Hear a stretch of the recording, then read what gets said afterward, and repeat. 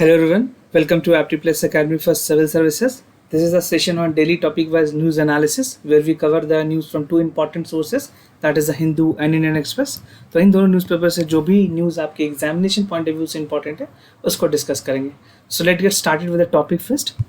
So today is 16th of September and these are the list of the topic from both of the newspaper that I'll be discussing. So the first is NCT of Delhi Amendment Bill. जो national capital territory of Delhi है उसमें कुछ amendment लेकर के सरकार bill लेकर के आ रही है Lok Sabha. Right. Now the second topic is Aircraft Amendment Bill 2020. This is regarding the power which is being given to the civil aviation sector. The third topic is MP want जो MPLAT funds हैं उनको restore किया जाए. Right. It should be restored because कोविड-19 के situation को देखते हुए उसको 2 साल के लिए सस्पेंड कर दिया गया. तो कुछ इंपॉर्टेंट न्यूज़ इधर से भी हैं.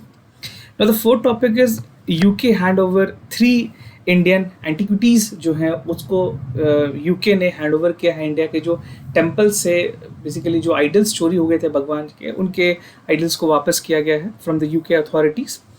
And the fifth topic is departmental related standing committees.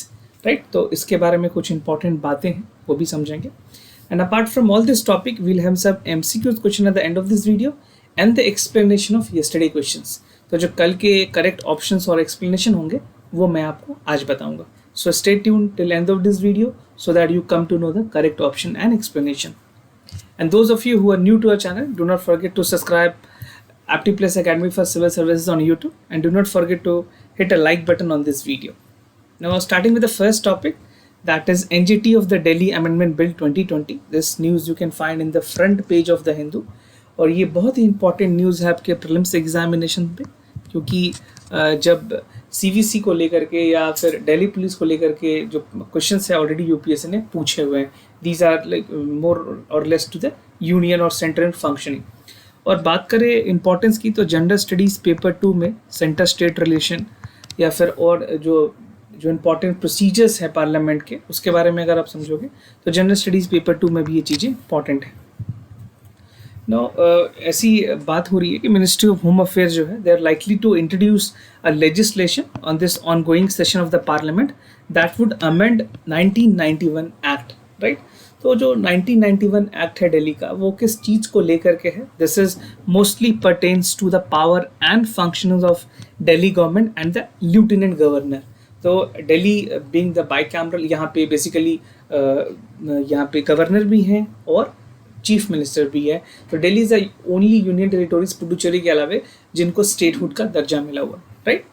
सो बात करें इन दोनों चीज़ों पे, इन दोनों के पावर और फंक्शनिंग को लेकर के 1991 के एक्ट में डील है. तो इसमें कुछ चेंजेस करने की बात की गई और जो चेंजेस होगी that would be more conferring power to the lieutenant governor. मैं आपको आगे सारी चीज़ें बताऊंगा क्या क्या प्रोविजंस हैं उस बिल के. ऑलरेडी गवर्नमेंट ने डिस्क्लोज तो किया नहीं है उसको ना. स्टिल अभी डिस्क्लोज इस वजह से नहीं किया क्योंकि this is the ongoing legislation. अभी इसको टेबल नहीं किया गया. Once it will be tabled then all the details will be coming out. तो बात करें जो national capital territory of Delhi amendment bill है 2020. So it will bring the ease of implementation of certain provision of the act और the bill it yet to get the cabinet nod. अभी इसको cabinet node मिलना है उसके बाद it would be tabled in the parliament. Now the ministry of home affairs जो है जो हमारे गृह मंत्रालय है so it has not yet provided the details regarding the provisions of the bill. जो मैंने आपको शुरुआत में बताया मिनिस्ट्री अभी तक कोई डिटेल प्रोविजंस नहीं बताया कि बिल के इंपॉर्टेंट प्रोविजंस क्या होंगे. अकॉर्डिंग टू सोर्सेज ये पता चला है कि जो बिल है that propose to clearly spell out the functioning of council of minister. जो काउंसिल ऑफ मिनिस्टर है प्रेजेंट में दिल्ली में. So Delhi have almost 71 seats in the legislative assemblies. एक रिजर्व होती है बेसिकली आपके जो भी एंग्लो इंडियन कम्युनिटीज़ हैं जिनके लिए वो रिजर्व होगी. Now by giving more discretionary power to the lieutenant governor. तो जो बिल का मेन पर्पस है कि जो काउंसिल ऑफ मिनिस्टर्स हैं उनके पावर और फंक्शनिंग को कम कर दिया जाए और जो लेफ्टिनेंट गवर्नर हैं उनके पावर को उनके जो डिस्क्रिशनरी पावर है उनको और ज़्यादा बढ़ाया जाए. सो this is the main M. See this why this is happening because LG is something which is being appointed by the central government. Right. Lieutenant governor जो होते हैं that is being appointed by the central government और जब LG appoint किए जाएंगे दिल्ली में तो मोर और लेस जब पावर एलजी के पास होगा तो सारी चीज़ें कंट्रोल, जो सेंट्रल गवर्नमेंट ने जो भी पावर में होगी वो कहीं ना कहीं दिल्ली को भी कंट्रोल कर पाएगी, राइट। तो अब इस तरह से जो हिडन पॉलिटिकल मोटिव है वो आप समझ सकते हैं, बट एग्जामिनेशन में ये सारी चीज़ें आपको लिखने की ज़रूरत नहीं है। ना बैकग्राउंड की बात करें, जो यूनियन टेरिटरी है दिल्ली की, उसमें किस तरह से चीज़ें काम करती है। तो union territory of Delhi has a legislative assembly which came into the force in 1991। एक आर्टिकल लाया गया था अमेंडमेंट के बाद 239AA, जिसको इंसर्ट किया गया था। 69th कॉन्स्टिट्यूशनल अमेंडमेंट एक्ट हुई थी, जिसके बाद दिल्ली को प्रॉपर लेजिस्लेटिव असेंबली मिला। And in the state of UT, it shall be called as the National Capital Territory of Delhi. So, जो बेसिकली दिल्ली है उसके हरियाणा में भी बॉर्डर्स हैं, बेसिकली नोएडा तक एक्सटेंशंस है, गुड़गांव में भी extension. So these are the some of the areas that is administrator there of are appointed by the article 239 and shall be designated by the lieutenant governor. जितने भी फंक्शनिंग होंगे NGT के, right, NGT that is national capital territory of जो दिल्ली है, उसकी सारी jurisdiction administrative functioning जो है वो भी that would be designated to the lieutenant governor under the article 239, right. तो ये आप बिल्कुल ध्यान रखें ये आर्टिकल को. 239 is again very important. Now according to the existing act, अभी present में जो existing जो कानून चल रही है, the act which is there in the action, according to that the legislative assembly of the Delhi has the power to make laws. उनके पास power है, they can enact the law except the three conditions. ये तीन चीज की restriction है, public order, police और land, right. तो ये तीन चीज की रिस्ट्रिक्शन रखी गई है. इन चीज पे जो दिल्ली की लेजिस्लेटिव असेंबली है वो कानून नहीं बना सकती है, और इस पे यूपीएससी ने ऑलरेडी सवाल पूछे हुए हैं. This is very very important, right. आपको बिल्कुल ध्यान होना चाहिए. बहुत छोटी सी चीज़ है but student still get confuse in the examination. तो पुलिस, पब्लिक ऑर्डर और लैंड, ये तीन चीज़ें दिल्ली के अंदर में नहीं है. नाउ प्रपोज चेंजेस की अगर बात करें तो जो हमारे लेफ्टिनेंट गवर्नर हैं, he could act in his discretion in any matter beyond the purview of the power of the assembly. ये प्रपोज करने की बात की गई है, जहाँ पे जो पावर्स होंगे that would be augmented related to all India civil services and anti corruption branch. जो ACB है वो जो डिस्क्रिशनरी पावर होगी उस पर वो लेफ्टिनेंट गवर्नर की होगी. तो उनका जो दायरा है LG का वो काफ़ी बड़ा किया जा रहा है, right. And I've told you what is the intention behind it, and it will also have more teeth to the LG. LG के पास और ज़्यादा पावर होगी. जो वैलिडिटी होगी एनी डिसीजन की वो उनके डिस्क्रेशन पे छोड़ दी जाएगी और उसको कोई क्वेश्चन नहीं कर सकता, and it shall not be question, right. तो एक बेसिकली और ज़्यादा एम्पावर करने की कोशिश की गई है LG office in the Delhi. Now state government stand की अगर बात करें तो जो प्रेजेंट गवर्नमेंट है दिल्ली की, उन्होंने कहा है कि जो सेंटर के साथ उनको जिस तरह से एडमिनिस्ट्रेटिव सपोर्ट मिलनी चाहिए वो बिल्कुल भी नहीं मिली है. This already has been there in the news. जो अभी प्रेजेंट में वहाँ पे गवर्नमेंट है Aam Aadmi party headed by Arvind Kejriwal, he has been always been complaining that central government is not cooperative with the state government. And in the clutch हुआ क्या, the petition file की गई थी सुप्रीम कोर्ट में, जहाँ पे जो नोटिफिकेशन आई थी 2015 में मिनिस्टर ऑफ होम अफेयर के अगेंस्ट एक पिटिशन फाइल की गई है, सरकार ने किया है, राज्य सरकार ने किया है. So the Delhi government has file कि they have not been given the power in the services related to the matter of the ACB. जो एंटी करप्शन ब्यूरो है वहाँ पर जो भी एम्प्लॉयज़ को लेकर के जो उनके फंक्शनिंग को जो उनको अगर केस रजिस्टर करना है, so they need the ACB approval before that they can proceed, they can execute any of the offices, right. तो उसको लेकर के बातें की गई थी कि क्या एक प्रेजेंट में जो गवर्नमेंट है वहाँ पे उनको एम्पावर करने की ज़रूरत है. And my personal opinion is that कि जो स्टेट गवर्नमेंट है, अगर आप सेंटर स्टेट रिलेशन की बात कर रहे हैं, if the state would already exist, अगर चीफ मिनिस्टर हैं तो उनको थोड़ा और पावर देने की ज़रूरत है. ज़रूरी ये नहीं है दिल्ली अगर स्टेट की कैपिटल है तो वहाँ पे अगर सेंट्रल गवर्नमेंट की पावर है तो उनको अपने अंदर ही रखा जाए. बट पुडुचेरी भी आपकी ऐसे यूनियन टेरिटोरी जिसमें चीफ मिनिस्टर हैं, वहाँ पे इतना कशमोकश नहीं है. क्यों? क्योंकि वो काफ़ी अलग है दिल्ली से, एक सेंटर पॉइंट पे नहीं है. Delhi being the centre point, यहाँ सारे पॉलिटिशियंस है, प्राइम मिनिस्टर्स ऑफिस है, everything is there, so they want to control the entire arena, right. So this is what the hidden agenda is. Being a civil servant aspirant you have to create a neutral view, but आपको जो सिक्के के दूसरी पहलू है वो भी समझना काफ़ी ज़रूरी है. तो इस वजह से मैंने आपको बताया. बट आप जितनी चीज़ें मैंने आपको समझाई हैं, एग्जामिनेशन में अगर कुछ चीज़ें आती हैं तो आप इसी के न्यूट्रल व्यू में लिखेंगे सारे आंसर्स को, राइट. ना बढ़ते अपने दूसरे जो अपनी न्यूज़ है, that is aircraft amendment bill 2020। ये भी आपको आज के हिंदी में मिल जाएगी। This is there in the national page and there are some important power that has been given to the civil aviation ministry, right. तो aircraft amendment bill again important for general studies paper 3 और prelims में बहुत सारे folder point ऐसे होंगे जो कि important होंगे। Now, Aircraft Amendment Bill 2020, which was passed by the Lok Sabha, मार्च में ही ऑलरेडी इसको पास कर दिया गया था, मार्च 17th 2020 को, right. I am giving you date so that you can relate this things. और रिसेंटली इसको after the discussion it has been passed in the Rajya Sabha. तो अभी डिस्कशन भी हुई इस पर, उसके बाद दोनों हाउस ने इसको पास किया है। नाउ द अपर हाउस जो है, जो हमारी राज्यसभा है, that has passed the bill with the voice vote. और जो न्यू बिल है that aims to create and provide new power for the aviation regulators, जितने भी एविएशन रेगुलेटर्स है उनको एम्पावर किया जाएगा और पावरफुल बनाया जाएगा। Now according to the civil aviation जो है, the changes were necessary for the growth of the sector. जो हमारे सिविल जो नागरिक उड्डयन मंत्रालय है उनके मुताबिक this was the need of the hour, so that the जो एविएशन रेगुलेटर है that should be equally empowered, because जिस तरह से सिचुएशन है कंट्री में, we need to definitely regulate. अभी आपने हाल के टाइम में देखा होगा जो जेट एयरवेज है उसकी हालत बहुत ही ज़्यादा ख़राब हो गई थी, राइट। तो जेट के बाद जिस तरह से प्रॉब्लम हुई, इंडिगो, स्पाइस जेट, ये सारे अभी डोमेस्टिक एयरलाइंस में कंपिटिटिव मार्केट भी करने के लिए ये सारी चीज़ें काफ़ी ज़्यादा ज़रूरी है। नाउ की फीचर्स की बात करें अगर बिल की, so the bill will provide the statutory status to the regulatory institution. हमारे इंडिया में 3 बड़े बॉडी हैं जो कि रेगुलेट करते हैं। सबसे पहली है director general of civil aviation, जिसको DCGA भी कहते हैं, DGCA भी कहते हैं, पावरफुल बॉडी है।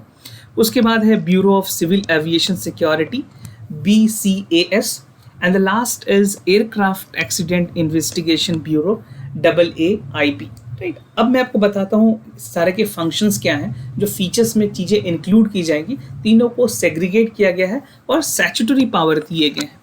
सो फर्स्ट जो अगर DGCA की बात करें तो DGCA will carry out oversight regulatory function with respect to the matter on the bill. ये आप बहुत ही ध्यान से समझें क्योंकि ये बहुत ज़्यादा ज़रूरी है एंड आई एक्सपेक्ट कि ये क्वेश्चन प्रीलिम्स में इस साल बन सकते हैं, राइट, क्योंकि ये न्यूज़ ऑलरेडी पहले भी रही है।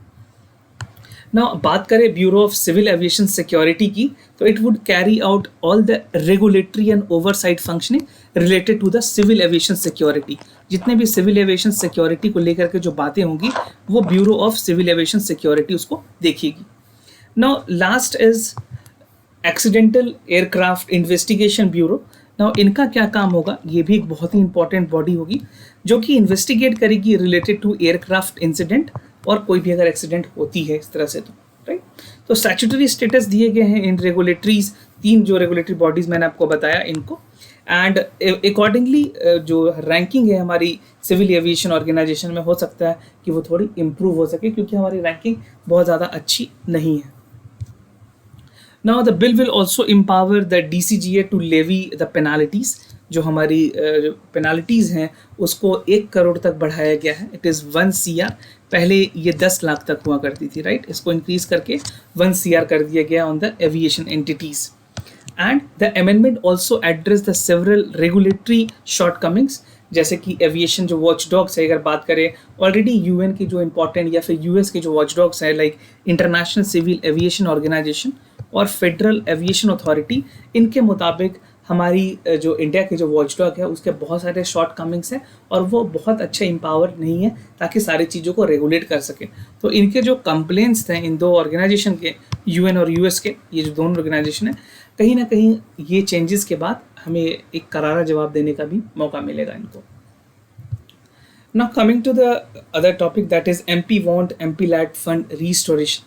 This is again very important for your prelims examination. MP-led हमेशा से ही UPSC prelims के लिए important रही है और इसमें मेंस पे जनरल स्टडीज़ पेपर 2 के लेकर के एक एनालिटिकल सवाल मेंस में एनालिसिस क्वेश्चन बहुत ही इंपॉर्टेंट बनेंगे इस साल के मेंस में। तो बहुत ही ध्यान से समझे इसको, आपको आज के इंडियन एक्सप्रेस के पेज में ये मिल जाएगी। नाउ द पार्लियामेंट, जो मेंबर ऑफ पार्लियामेंट है उन्होंने कहा है basically MP-led is member of parliament local area development schemes जो हैं उसको रीस्टोर करने की ज़रूरत है, क्योंकि अभी प्रेजेंट में हुआ क्या था, सरकार ने इसको 2 साल के लिए सस्पेंड कर दिया था for 2 years, right, because of the COVID-19। और अभी प्रेजेंट में सिचुएशन को देखते हुए जो हमारी लोअर हाउस है, जो हमारी लोकसभा है, उन्होंने कहा कि जो हमारी सैलरीज हैं, अलाउंसेज हैं, पेंशन्स हैं मेंबर ऑफ पार्लियामेंट के, उनको भी कम किया जाएगा अप टू 30% फॉर 1 ईयर। और एक साल के लिए 30% की सैलरी डिडक्शन भी होगी for all the member of the parliament for 1 year, right. तो बिकॉज ऑफ द कोविड-19 इसको देखते हुए कि एक्सचेकर का कुछ बहुत ज़्यादा लॉस नहीं, ऑलरेडी ये इससे बहुत ज़्यादा कंट्रीब्यूशन तो नहीं होगी, फिर भी वॉलंटरली जो लोग कंट्रीब्यूट करेंगे काफ़ी अच्छा होगा उसके लिए। ना वाइल द एग्जिस्टिंग सपोर्ट की अगर बात करें तो जो एमपी लैड फंड्स है दैट इज़ मीन टू, जहाँ पे जो कॉन्स्टिट्यूशंसी होती है किसी भी एमपीज़ की, वहाँ पे वर्क को रिस्टोर करने की बात की गई है। और कुछ एमपीज़ ने तो ये भी कहा है कि इसको और ज़्यादा इंक्रीज़ करने की ज़रूरत है। मैं आपको आगे बताता हूँ इसके बारे में। जो एमपी लैड फंड है वो काम कैसे करता है, how does the MP LAD scheme work, ये आपके लिए जानना काफ़ी ज़रूरी है, क्योंकि अभी तक आपने सुना होगा कि ये फंड है जो कि मिलती है, बट एक्चुअली इसका काम कैसे है। ये जो स्कीम है हर एमपी को रिकमेंड करने की पावर देती है कि अपने एरिया में वो 5 करोड़ तक के फाइनेंशियल ईयर, हर year, right, every year, so you should mind it, 5 crore every year, and member of parliament is empowered to recommend the work, काम को वो रिकमेंड कर सकते हैं, राइट। रिकमेंडेशन की पावर है उनकी रिस्पेक्टिव कॉन्स्टिट्यूशन की, जो उसकी जो कॉन्स्टिट्यूंसीज है उसके अंदर। And MP from the Lok Sabha and Rajya Sabha and the nominated work can also do so. जो नॉमिनेटेड मेंबर होते हैं उनको भी एमपी लैड फंड के अंदर पावर दी गई है। तो ये पॉइंट भी आप बिल्कुल ध्यान से समझें। और जो एमपी और एमएलएज हैं उनको कोई भी फंड नहीं दिया जाता है डायरेक्टली। ऐसा नहीं है कि ये जो 5 करोड़ रुपए सालाने मिल रहे हैं वो उनके अकाउंट पे जाएंगे उसके बाद वो उसको खर्च करेंगे। No, this is not like this way. They have to recommend the work, they can only recommend the work to the respective authorities, right. जो भी डिस्ट्रिक्ट एडमिनिस्ट्रेशन है, जो लोकल अथॉरिटीज़ हैं, उनको वो रिकमेंड करेंगे और उसी डिपार्टमेंट को डायरेक्ट पैसे जाएंगे काम करवाने के लिए। रेगुलेटरी फ्रेमवर्क सारे इनके अंदर है, वो देख सकते हैं कैसे काम हो रहा है, बट फंड कभी भी डायरेक्टली इंडिविजुअली नहीं भेजे जाते हैं किसी भी मेंबर ऑफ पार्लियामेंट को या एमएलएस को, राइट। एमएलएस के लिए अमाउंट कम है, not 5 crore. Now legislation can also nominate work on their constituencies, जो फोकस करेगी कुछ इंपॉर्टेंट एरियाज पे। एमपी लैंड के अंदर कुछ इंपॉर्टेंट एरियाज है जिन पे काम करने की ज़रूरत है, जैसे कि कम्युनिटी एसेट्स हो गई, रोड हो गए, स्कूल्स हो गए, बिल्डिंग्स हो गए, इन सारी चीज़ों पे काम करवा सकते हैं एमपी लैंड फंड के अंदर। Now cancellation of central Vista project की बात की गई है।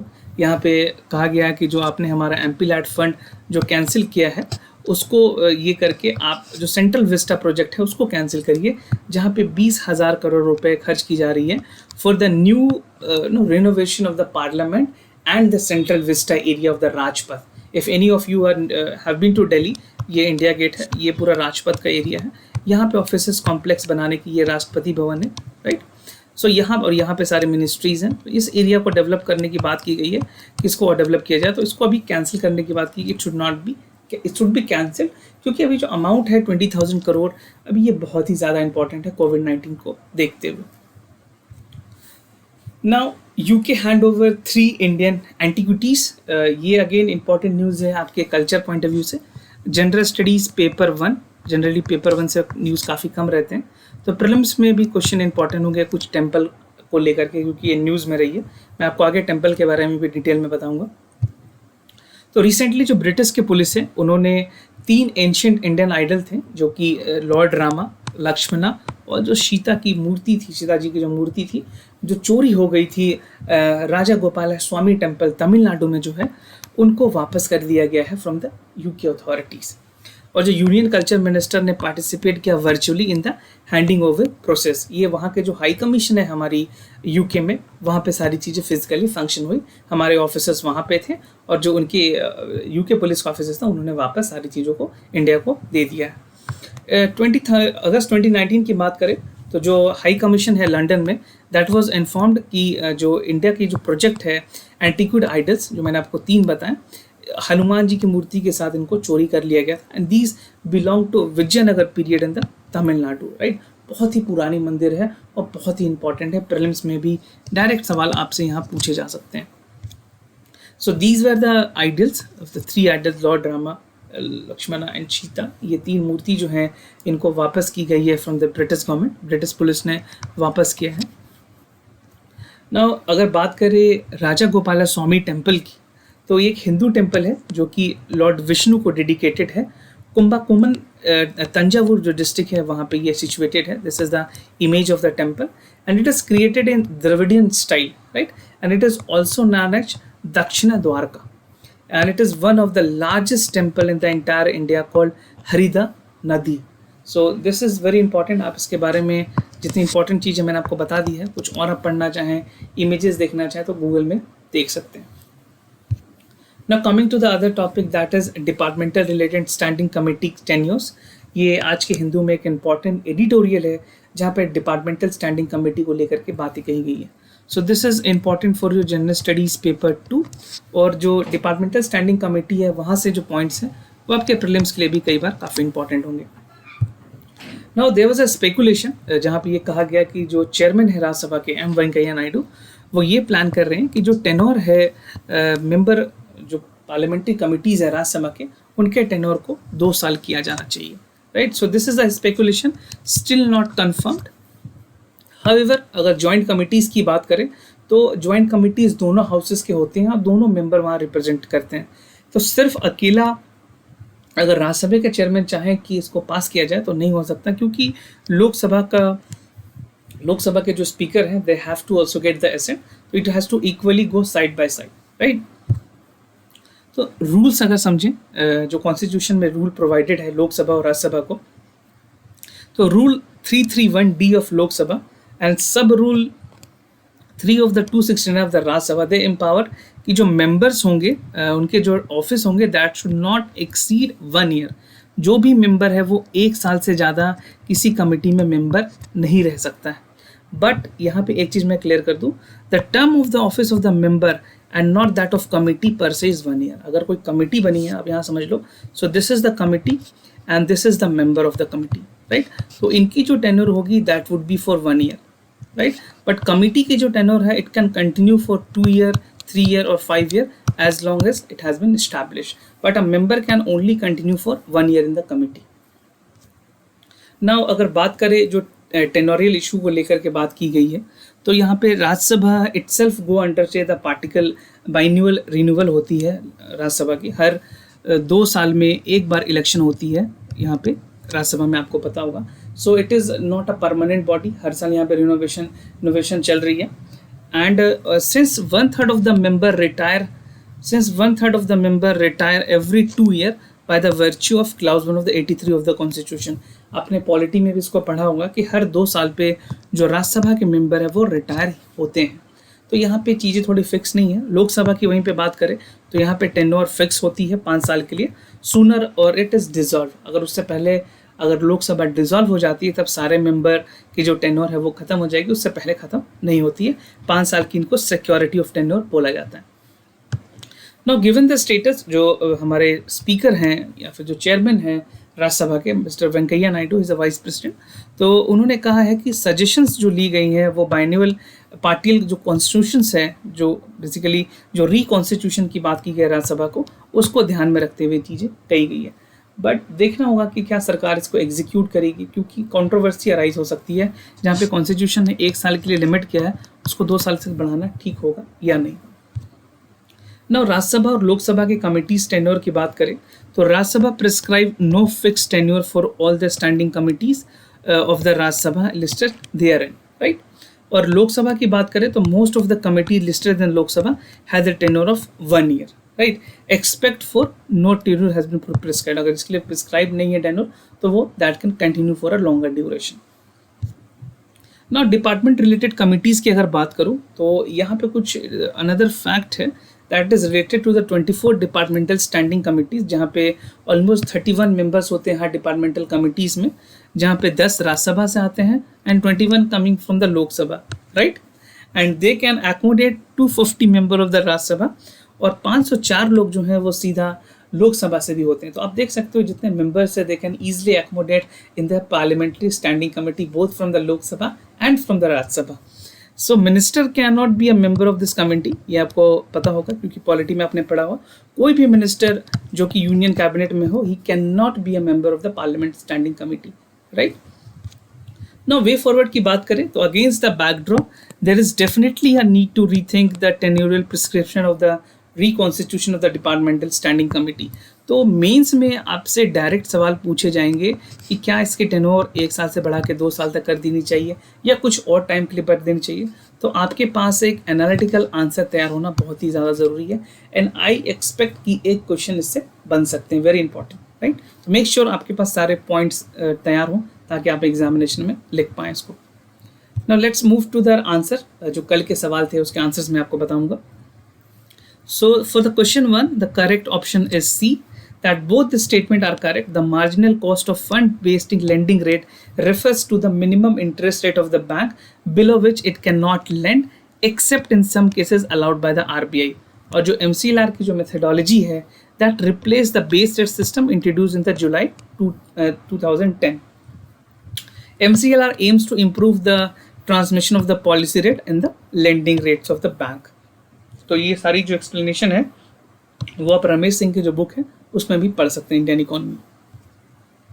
Now coming to the second question, यहाँ पे करेक्ट ऑप्शन है B, that the governor appoint the state election commissioner that determine his condition and service tenure of the office.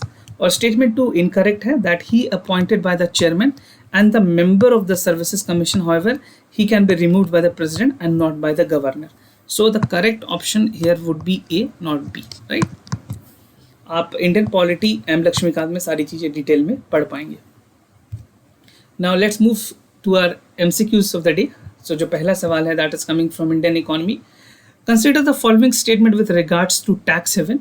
Tax haven are the countries that have low or near zero tax rate and they do not have any financial information regarding the tax authorities. तो आपको correct option बताने हैं। Option में आप जो comment section में answer लिखेंगे उसमें ए, बी, सी या फिर डी, जो भी आपको करेक्ट लगे वो आप लिखें। और जो टैक्स हेवन से रिलेटेड आपके पास कोई एडिशनल इन्फॉर्मेशन हो तो वो भी आप हमें कमेंट सेक्शन में शेयर करके बता सकते हैं। Now coming to the second question, the governor is elected by a special constitutional electoral college and the office of the governor is not an employment under the central government. आपको बताना है इसमें से correct options कौन कौन से हैं। आप अगर गवर्नर के बारे में कुछ और भी इंफॉर्मेशन शेयर करना चाहते हैं तो हमें कमेंट सेक्शन में ज़रूर भी कमेंट करके बताएं, राइट। अगर कोई भी कंसर्न हो तो do let us know, will be more than happy to assist you. For time being I am signing off, wish you all the best, stay home, stay safe, thank you so much.